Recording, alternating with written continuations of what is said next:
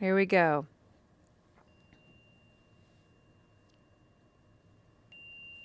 Welcome, everyone. This is Recovery Dharma. My name is Julia, and I am here to facilitate our beautiful practice. For anyone joining us for the first time today, just an extra warm welcome. Thank you for being with us. Thank you for prioritizing this hour to practice with us and to share in the spirit of this beautiful community and to leave such a positive impression here for all of us to have and to heal with. On Wednesdays, we have this wonderful practice of exploring the wonderful work of Roshi Joan Halifax and her book, Standing at the Edge. And the edge is this state right here, this edge state, where if you get too close to the edge and fall over, some pretty gnarly consequences can happen. And at the same time, if you don't dare to get close to the edge and see what's there, we tend not to grow. We tend to get complacent and apathetic in our view. So an edge state is that wonderful balance place of, it's a kind of a moving target in a way of not going overboard and not getting too complacent, not being too scared, being right there at the edge where a lot of curious and interesting growth can happen. We're starting a whole new section in this book called Engagement. And for the month of April, we have been exploring in our Recovery Dharma practice all about forgiveness. So I'm going to share with you a story that Roshi wrote and looks at engagement.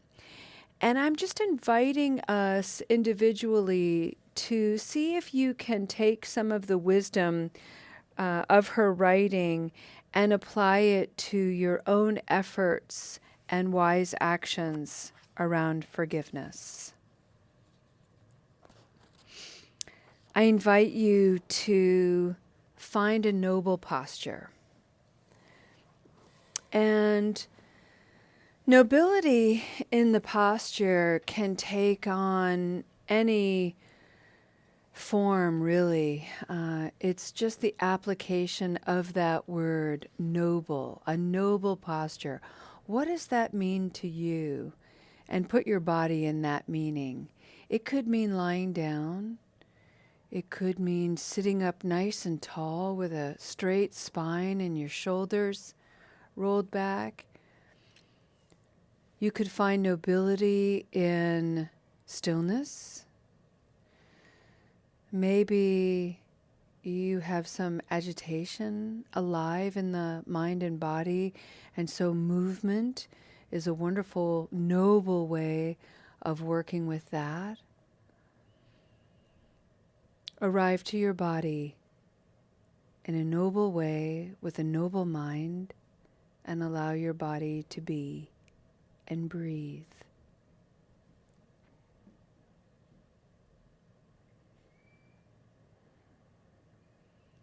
And let's breathe together the wonderful awareness of taking an hour of our time today to prioritize a meeting. Whether you have a story in your mind that says, I need a meeting, it could be true. That might actually be true.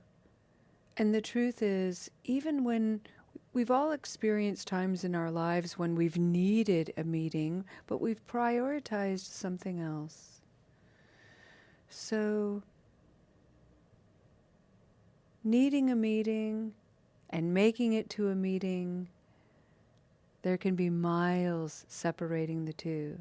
The fact that they came together for you today is something worth noticing. Bravo us.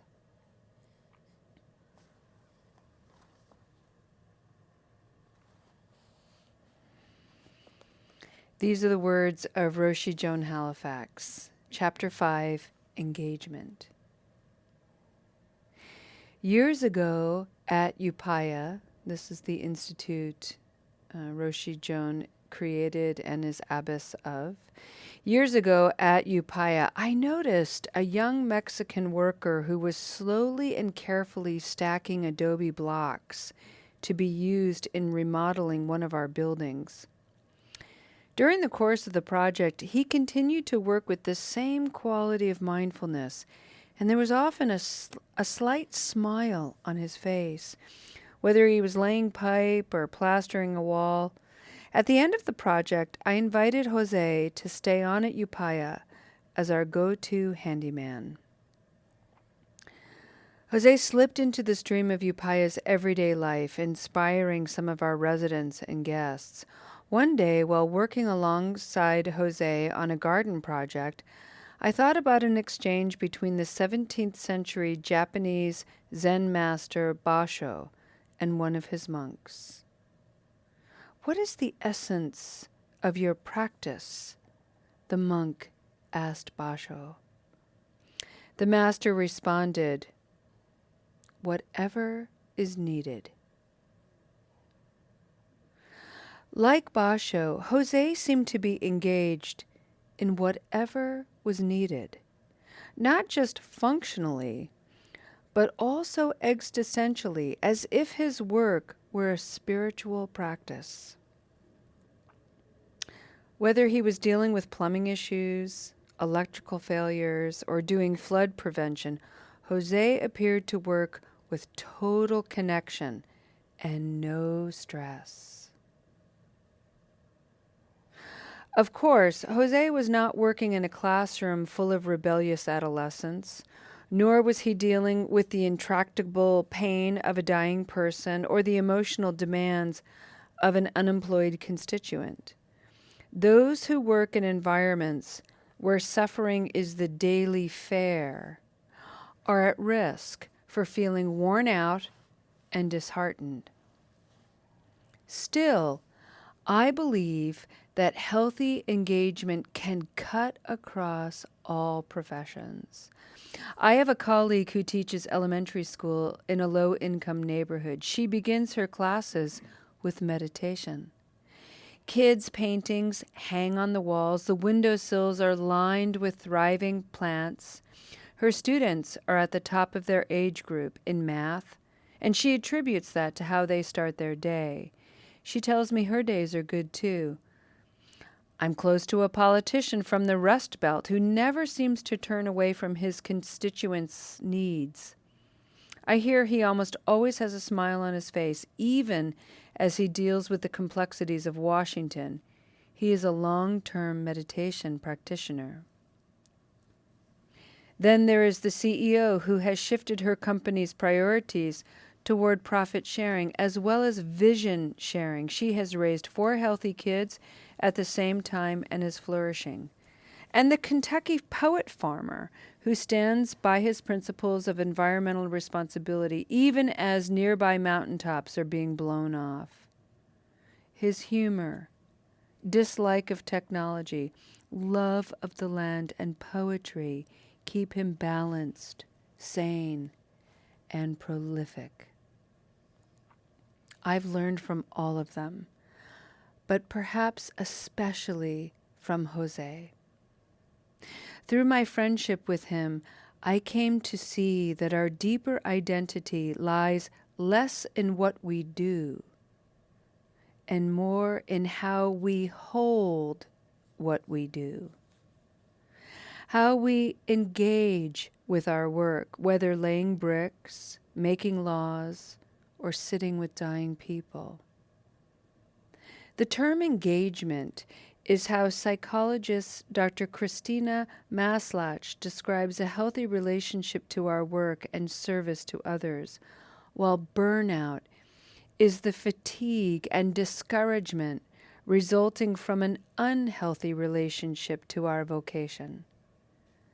When I began to examine engagement and burnout, I realized that engagement is an edge state. When we stand on the solid ground of engagement, we find strength in our work. Our service to others may have its challenging moments, but in general, we are absorbed and gratified by what we do. Our livelihood enhances the qualities of our lives, while ideally enhancing the quality of others' lives as well.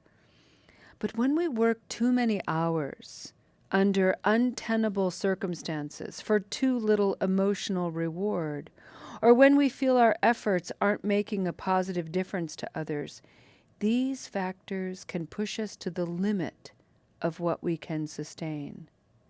From there, it's easy to fall over the edge and into the bleak landscape of burnout, where we feel jaded and demoralized, where we lose our heart and taste for work, where we lose our desire to serve.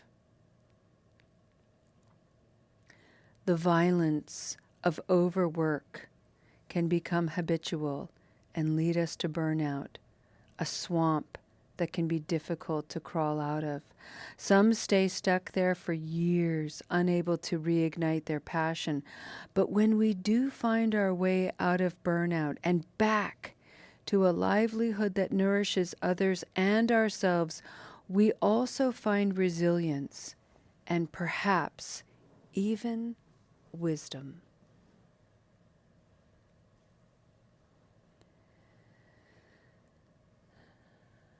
Friends, I invite each of us in a very gentle and loving way to consider recovery, to consider understanding the nature of our habit energy, to consider the excavation of embedded hurt and wounding and trauma, our sacred work. And in that context,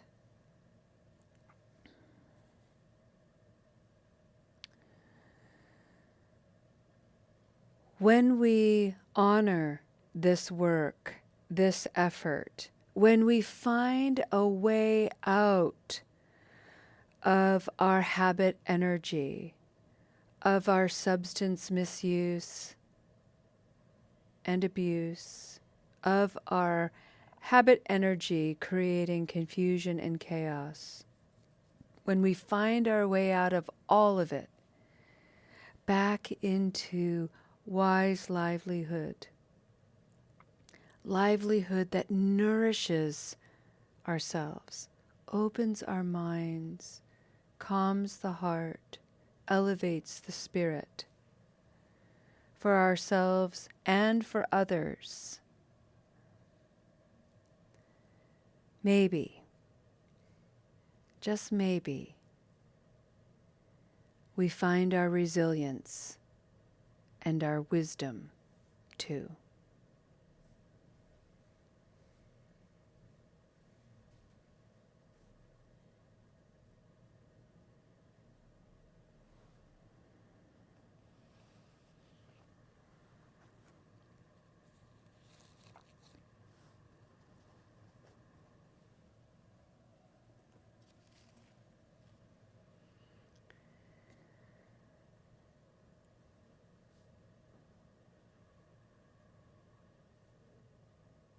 I'd like to invite us together as a community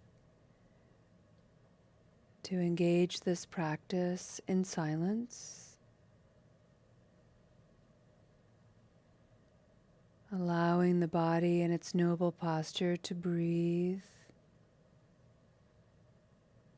Allow your thoughts and stories to be light.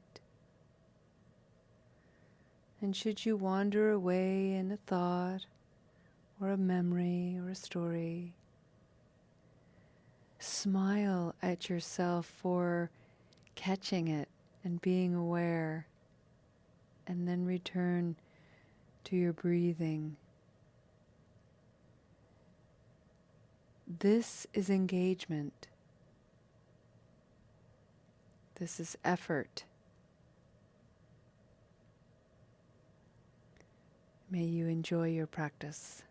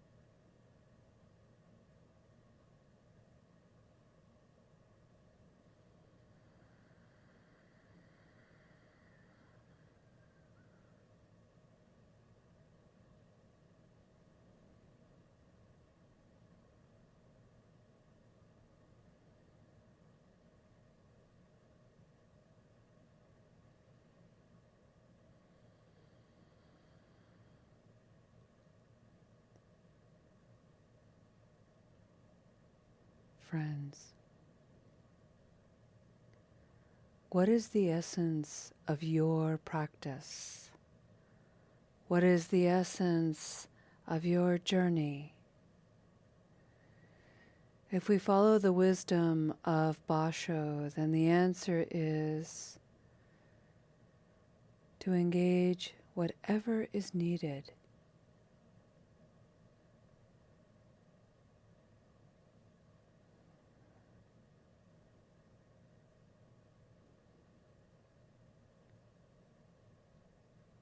Don't forget, friends, that on the journey of recovery, part of the engagement is to determine what we need.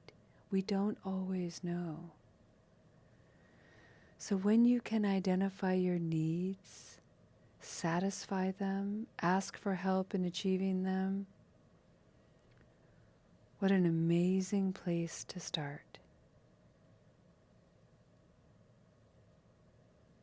Bravo you. Bravo us.